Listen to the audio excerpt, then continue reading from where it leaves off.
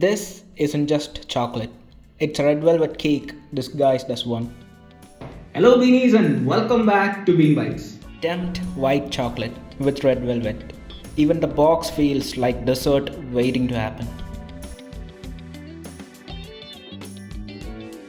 The flap opens like a little treasure chest.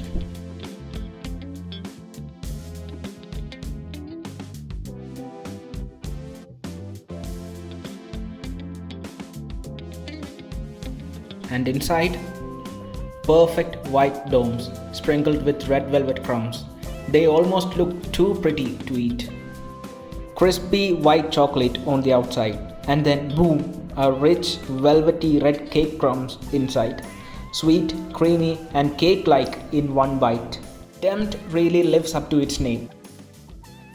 And that's it for today Beanies, and I hope you like this video. Share on the comment what snack should I try next. Bye.